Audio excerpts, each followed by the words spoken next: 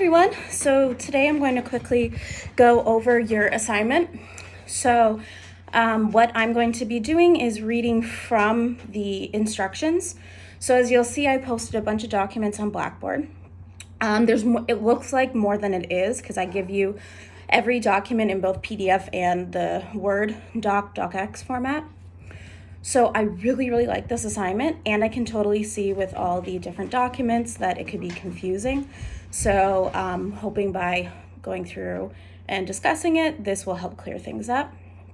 So I'm reading right from the document itself. So right now I've got the Healthy Change Journal 1 instructions open.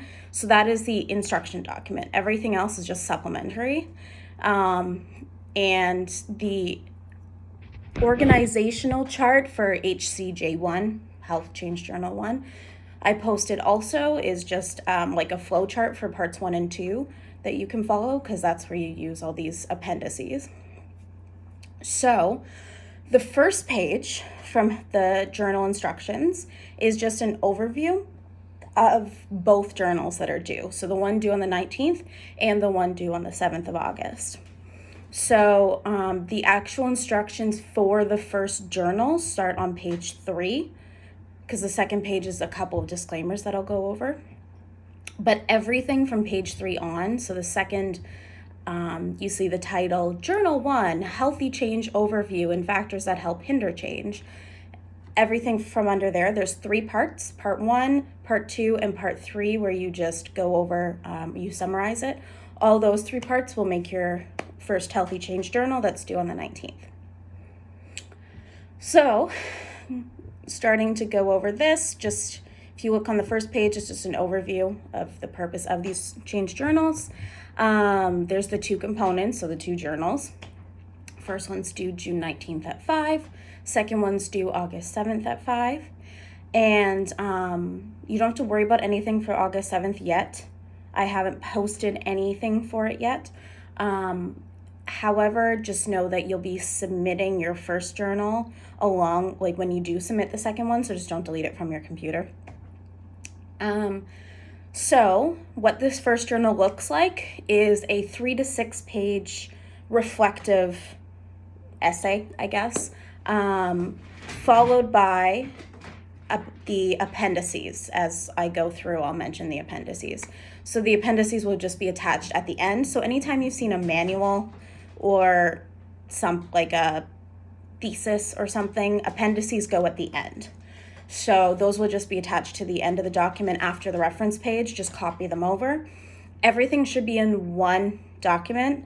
So I said this I've posted frequently asked questions on Blackboard.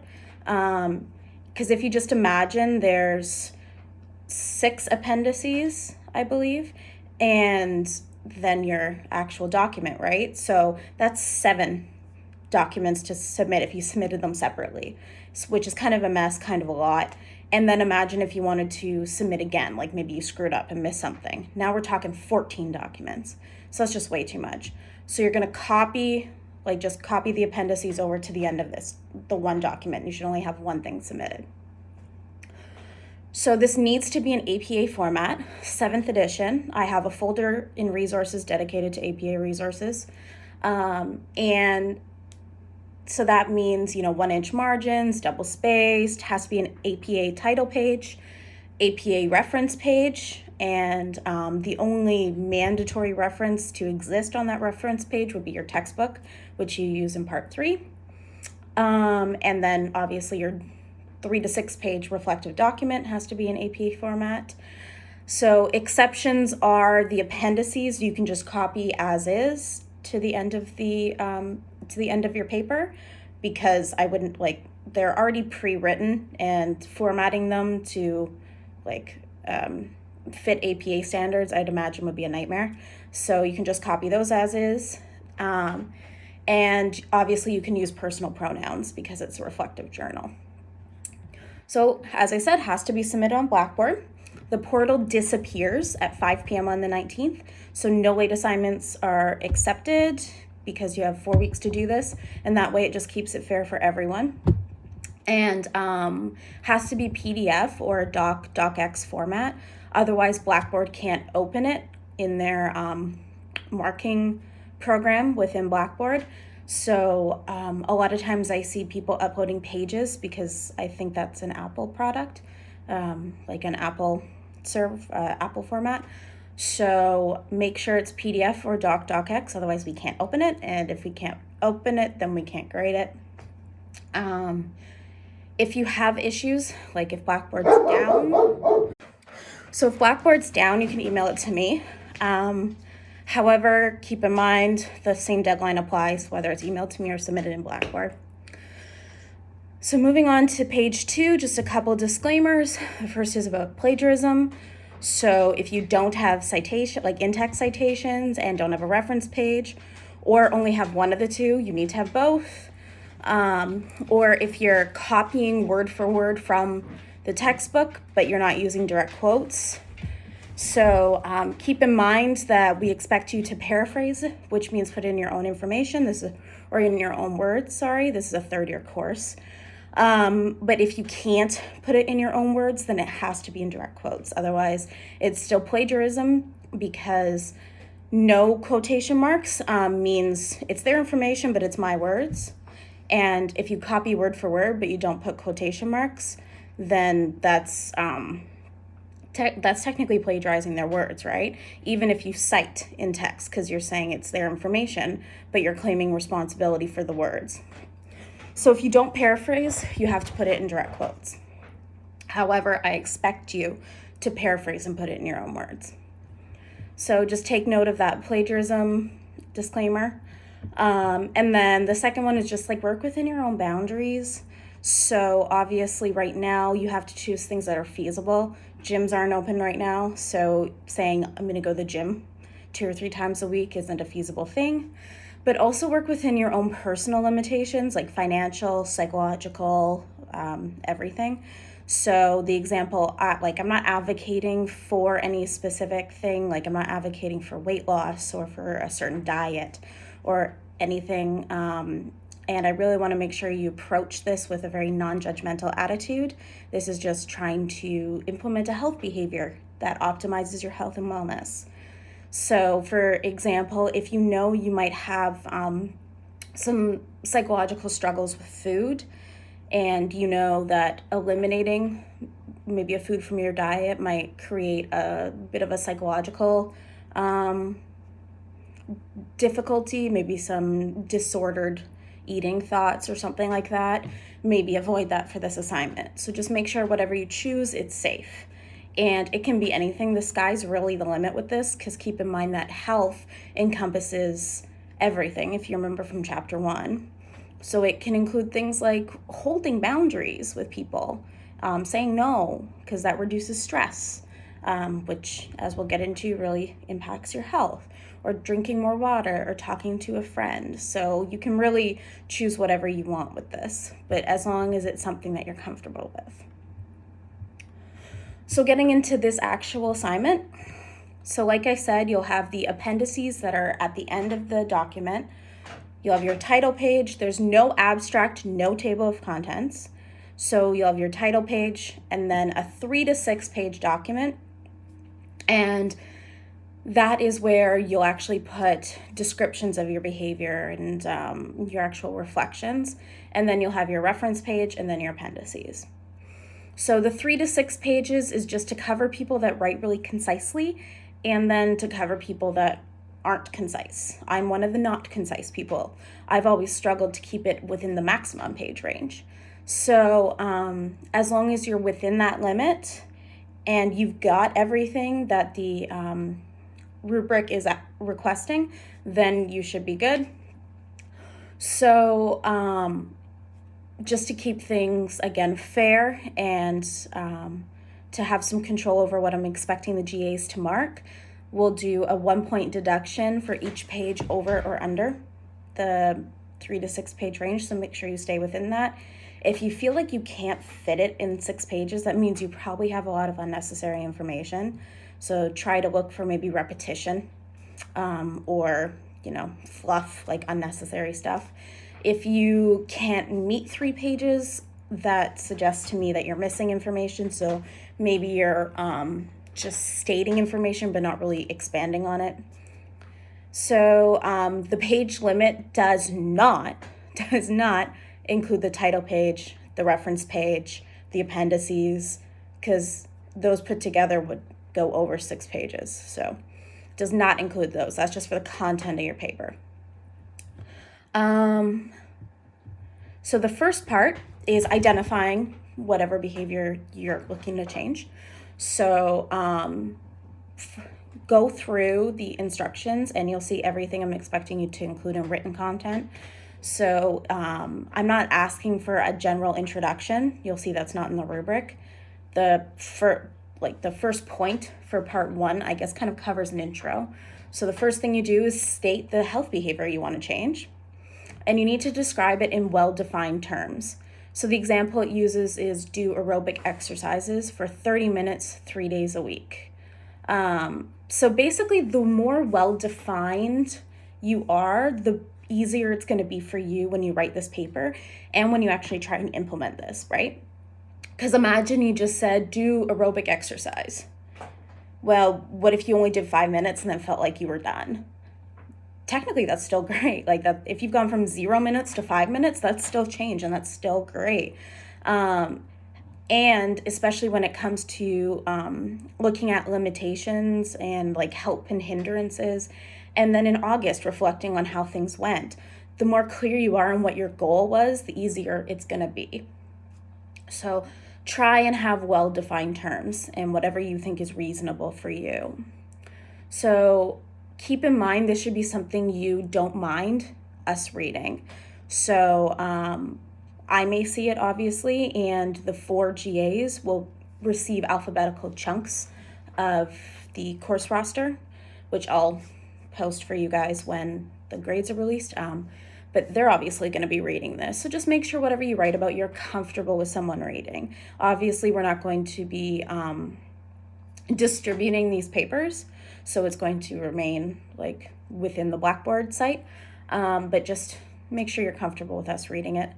So this can be either something health compromising, like smoking, alcohol consumption, being like inactive, or a health enhancing behavior, like drinking more water, reducing stress, exercising more.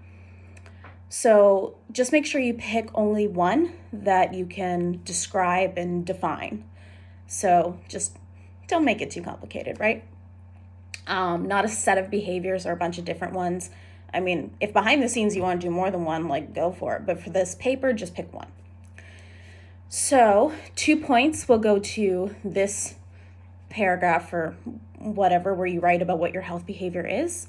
And you can see in the rubric what the expectations are. So the rubrics are pretty damn detailed. And obviously, I'm sure there'll be things that come up that don't exactly fit these boxes. So this will give you like a pretty good idea of what each point looks like, what 2 points look like, or what just 1 point looks like. And if like a GA thinks that, it's not a 2, it's not a 1, maybe it's in the middle, they can give those half marks, and they'll just be expected to give you a bunch of comments so you understand where your marks are coming from. But you can look in the actual rubric itself to see how the points are allotted. So after you've stated the health behavior, step 2 is to chart a baseline. So if you think back to CBT in chapter 3, which not back to when you get to chapter 3, a big thing in CBT is self-monitoring. So to know what you're changing, you have to know where you are right now. So step 2, this is why this paper will take at least a week for you to do. You need to record a baseline behavior of whatever behavior you're doing for a period of 7 days. So say, for example, I chose, I can already tell you my sleep schedule's nuts. Like I stay up all night. I don't like to get up in the morning. So if I chose going to bed at the same time and getting up at the same time, I would need to take a baseline frequency rating for a week before I try and change anything of what my sleep's like right now. So that could look like me recording when I went to bed and when I got up for 7 days. Here's where you're basically going to have to develop some kind of unit of measurement of whatever your behavior is. And just like with identifying the health behavior, the more specific you are in measuring your baseline, the easier it's going to be for you, and the better picture we will have as markers of like what this is even looking like, right? So it can be whatever you think is necessary. So using that aerobic exercise as an example again, if you just charted, did I do it? So did it Monday, didn't do it Tuesday, didn't do it Wednesday, didn't do it Thursday, didn't do it Friday, did it Saturday, didn't do it Sunday. Technically, that is a baseline frequency. And reflecting back on your baseline, it's kind of hard to tell what that actually was, because when you did it, was that half an hour? Was that 5 minutes? So the more specific you can reasonably be, the easier it's going to be for you.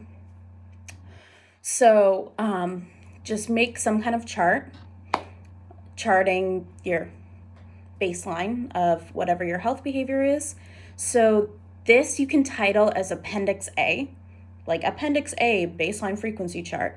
And this is the first appendice that's attached at the end of your document. And as you'll see, for every appendice, you'll basically get like 1 point just to make sure it was there and it was done.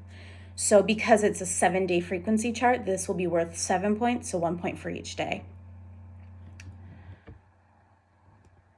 So the bulk of part 1 will be what comes after that, which is a discussion of this healthy change. So a discussion of your history. How long have you been considering doing this? Have you tried making this change before? Have you considered it something that even impacted your health? Did you just decide to do it because you had to do this assignment?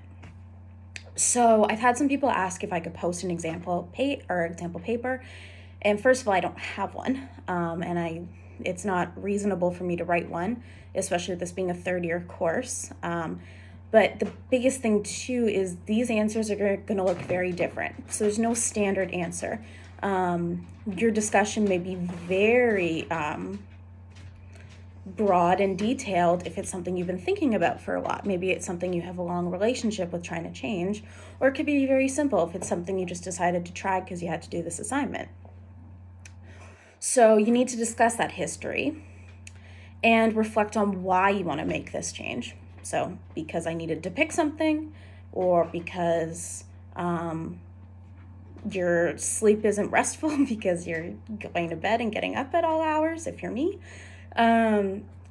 So as you can see in the rubric for section 3 of part 1, you'll see discussing your histories worth 2 points, reflecting on why you want to make this change is 2 points.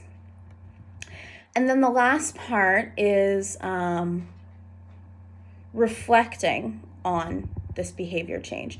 So this is where some of those supplementary documents come in, and they consist of things that are discussed in your health psychology textbook and in your documents to help you reflect on this behavior change. So the first thing, and they're titled as such on Blackboard, so you know what you're grabbing, is you're going to do Appendix B, which is motivation questions. So to see how much you actually want to make this change. So that you'll complete, and its completion and its existence. So you have to have it attached as Appendix B at the end of the document, and having that is worth 1 point. The second thing you'll complete to help you with this reflection is Appendix C. And you have 2 options for that, depending on what you want to do. One is possible selves. So that one is basically a reflection on who you are and who you could be. So maybe hoped for possible selves. So when you think about this behavior change, so if I think about wanting to have a better sleep schedule, what important things that involve your health related to this behavior change could it impact? So I'd imagine I'd be a much more effective person because I sleep in, because I don't go to bed until very late. and then I feel like I can't get as much done in the day. So I feel like I'd be a much more effective person. I'd be much less stressed because I'd have a much better time management. And I'd imagine I'd feel much healthier and have much more energy. So those are some possible selves. And then you can rate how much it describes you now and how capable you feel. Because as we know, with health behavior theories, you have to, like, the more capable you feel at making this change, the more likely you are to make it. How likely you could achieve it. And then the second one is feared possible selves. So I could see my sleep schedule getting in the way of maybe making me late for work sometimes, or it's impacted my ability to, write my dissertation or get publications done because I don't have the time. So things that you're worried about. So that's one option for Appendix C. The other option is superordinate goals.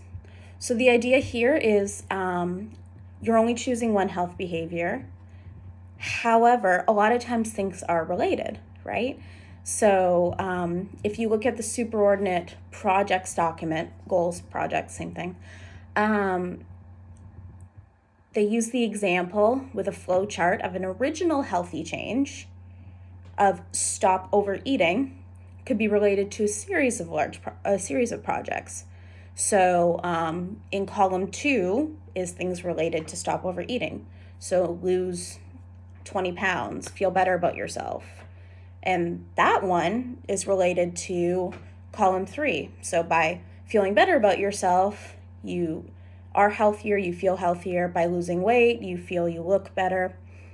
Looking better and feeling healthier is related to finding a relationship. Finding a relationship is related to eventually getting married. So a lot of times these short-term goals are related to longer-term things that you want. So that just helps you see how it relates to your long-term health. So that's another option for you to do. So you have to choose one of those, either possible selves or superordinate goals, and that's your Appendix C. So again, that has to go at the end of your document, and having that is one point. And then for Appendix D, you can either do PreFactual Thoughts or 3 wishes. So just like with Appendix C, you have 2 options here. 3 wishes is a document about 3 wishes regarding your health behavior. So think about the behavior you want to change. Imagine you found a magical bottle. You rub it, you get a genie of 3 wishes regarding the health behavior, except for just doing it without any effort. So what are 3 things you would wish for to make you able to do it? So having less of something getting in the way, like having more of something that makes it more likely.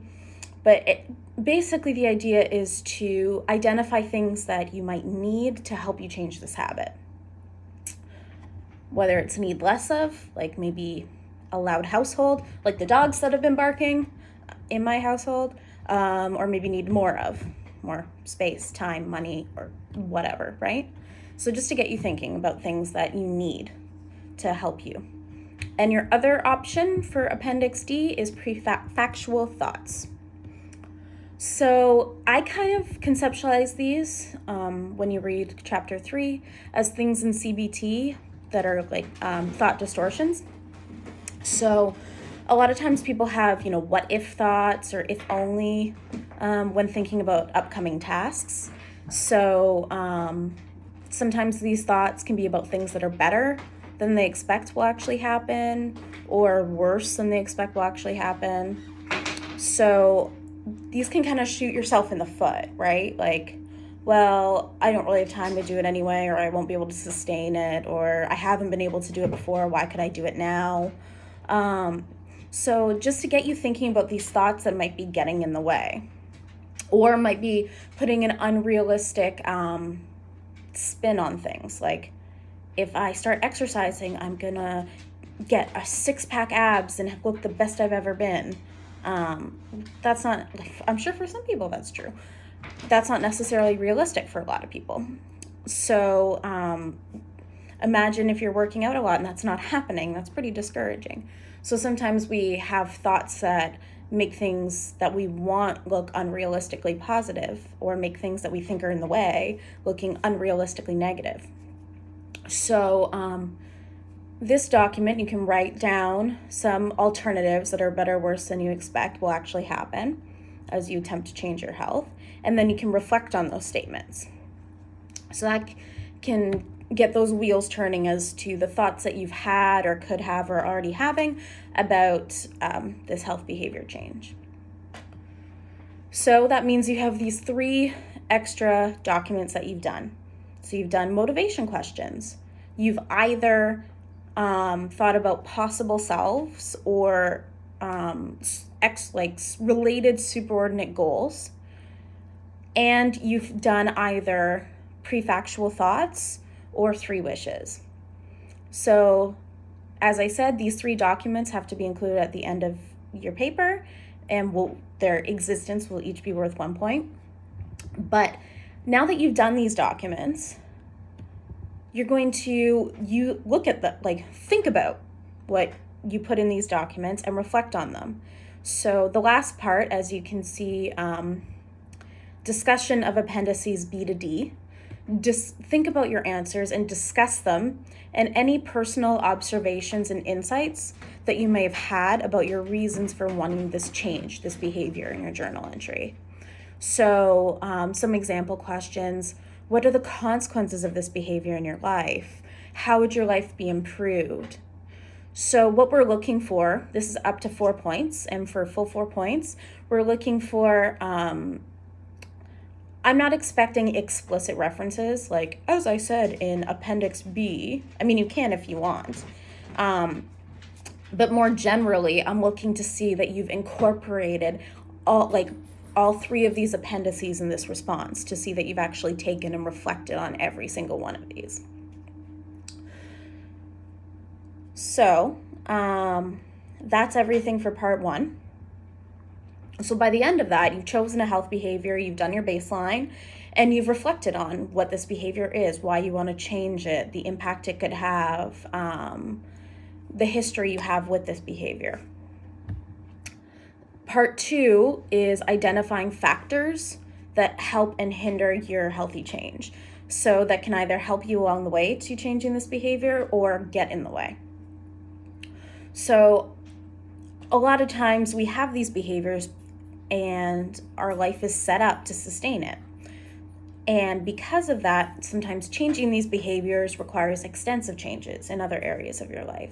So for example, a lot of smokers get together to smoke. Now imagine you're trying to quit smoking, but you're standing outside with your buddies because you don't want to be left behind and they're all smoking.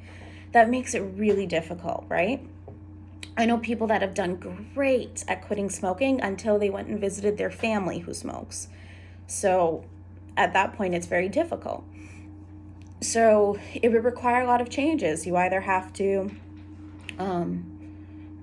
maybe not stand outside with them, which means you might miss some social time, or ask them to not offer you a cigarette or to say no to you to help you hold that boundary. Either way, sometimes to make a change, it requires ripple effect of changes to help support this change. So first you're going to do, this is going to be a lot of reflection, part 2, on factors that hinder and factors that help this change. But to help you to do this reflection, the first section of part 2 is to complete 3 more documents on that will kind of look at these factors. So Appendix E is goal ownership. So do you feel like this is your goal or is it someone else's goal? Situational temptations is Appendix F. So what elements in the environment can interfere with you staying on track? So for example, I went back home for the rest of the summer to finish social isolation and everything.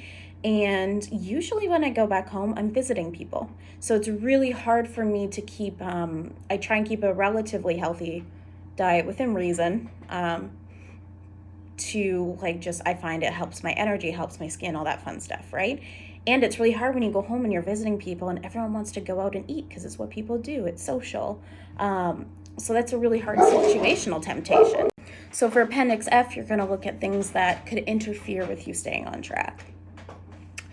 And then Appendix G is decisional balance. So this is where you look at the pros and the cons of making a healthy change. So like I said earlier, maybe cutting out yummy foods or like that maybe are very processed, and maybe you know that your digestive system has a problem with it. But cutting it out might mean that you don't get to eat things that you like. So taking a really non-judgmental, objective look at what making this change means. So now you know the things that you may gain and the things that you may have to sacrifice.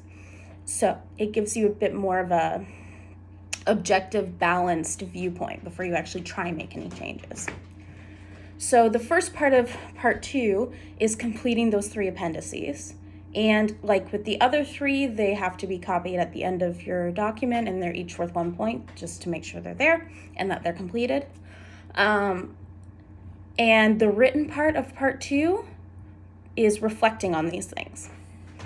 So the first thing you reflect on is factors that hinder. So this part is worth 6 points, and look at those 3 appendices that you just filled in and discuss some of the anticipated problems that might be encountered when you're trying to make this change.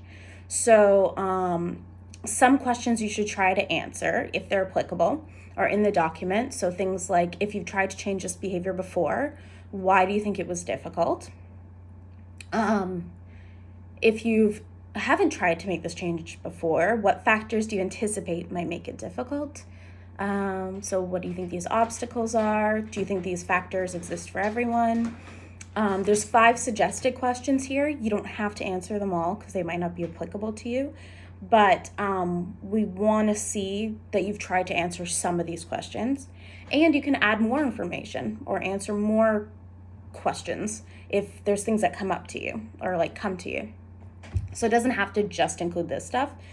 These 5 questions, it doesn't have to include all 5 questions.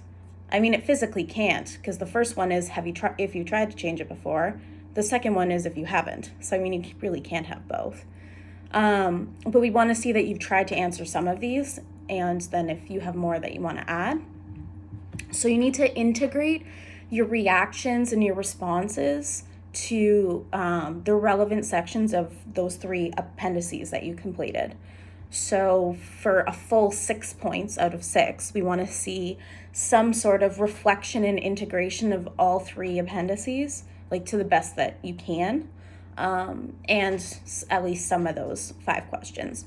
So to see that you're having a nice in-depth, introspective reflection on this behavior and yourself and the things that are going to make it difficult. And then the third section of part 2 is the exact same thing, worth 6 points with the exact same rubric as above, as above for the factors that hinder, but talking about factors that help. So there's 4 possible recommended questions given here. Same thing, you don't have to answer all of them, especially if they're not relevant. And you can add more reflection if things come to you, but we want to see that you've tried to incorporate some of those questions and that you're incorporating all of those 3 appendices to the best of your ability. So some of the example questions are, what type of changes in your life would make it easier for you to follow through on this behavior change? Would your social network support this change? Why or why not? That's a huge one with smoking. A lot of people are like, good job for you quitting smoking. I could never do that. And then they still smoke around you. So that's part 2. So by now you should have your 6 appendices completed, and those, like I said, will be copied at the bottom. 7 appendices. So you have your baseline, you have your motivation questions, you have either possible selves or subordinate goals, you have either PreFactual Thoughts or 3 wishes, you have goal ownership, situational temptations, and decisional balance questions. So those 7 will be attached at the end of the document. And you should have Part 1, a written description of what your behavior is and a reflection on what this change is, why you chose it, your history, etc. Part 2, a written response for factors that hinder and factors that help. Then the last part is part 3. So summary and conclusion, bringing it all together. So by now you've done all those steps for part 1 and 2. So here's where I'm giving you time to actually use the textbook. You bought the thing, I want you to use it.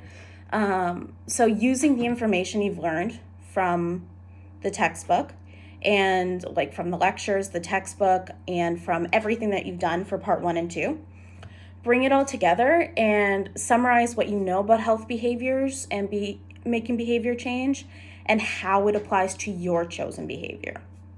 So it should be put in your own words.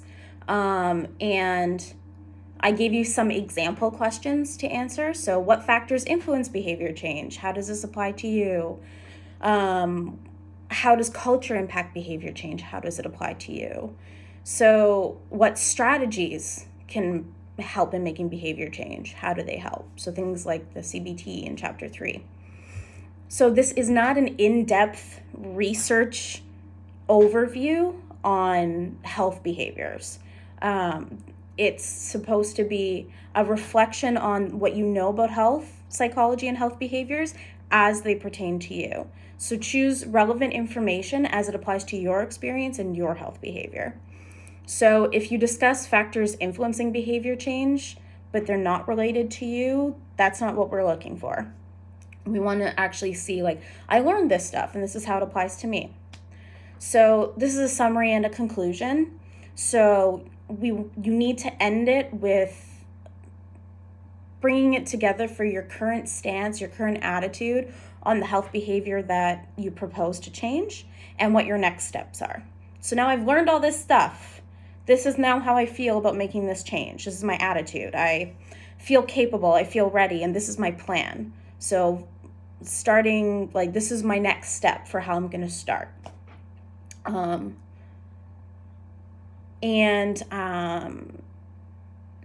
This doesn't have to be very long because, like I said, it's not supposed to be a general overview. So it could be a paragraph, it could be it could be 1 page, depending on whether you write concisely or not.